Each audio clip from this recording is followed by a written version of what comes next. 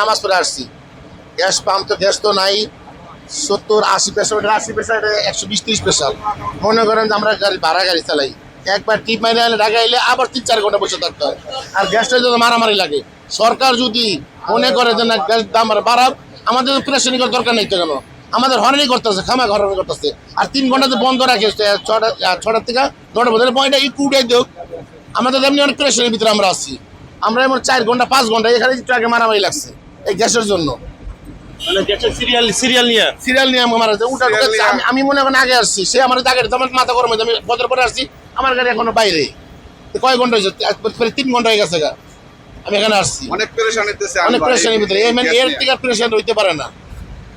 এটা কবে যে ঠিক হবে আর কবে যে কি হবে, সরকার এটা একটা সুস্থ সমাধান আমরা চাই।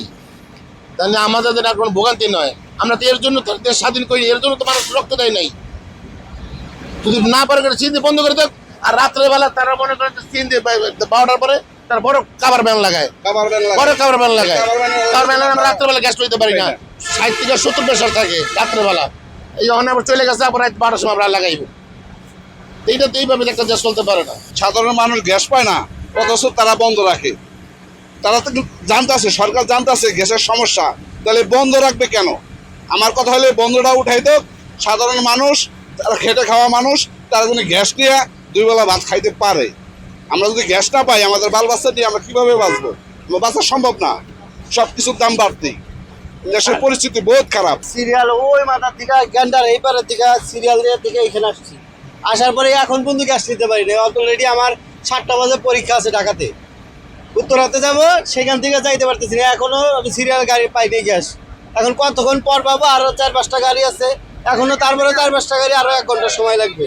তাহলে আমি এই ফজর আজানের সময় আইসা যদি এখনো যদি সিরিয়াল না বাজে, এখন বাজে প্রায় 8টা, এখনো আমি গ্যাস পাইনি। গতকাল আমি গ্যাস না নিয়ে চলে গেছি, সেই থানা স্ট্যান্ড থেকে অবধি এই পর্যন্ত আমি আসতে পারি নাই। পরে না পেরে চলে গেছি বাসায়।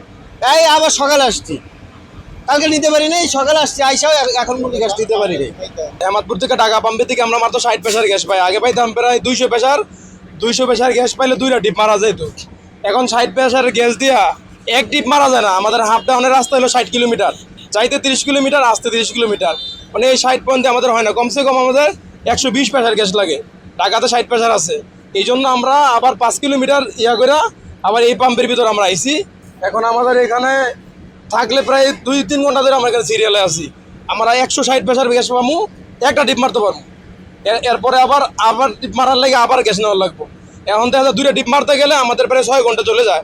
আর আমাদের একটা ডিপ হাফ ডাউন করতে গেলে 3 ঘন্টা লাগে, যাত্রী পড়তে লাগে আরও 2 ঘন্টা। তাহলে এক ডিপে 5 ঘন্টা চলে যায়। তো এই পরিস্থিতি যদি আমাদের হয়, তাহলে আমাদের অবস্থা খারাপ হয়ে যাবে।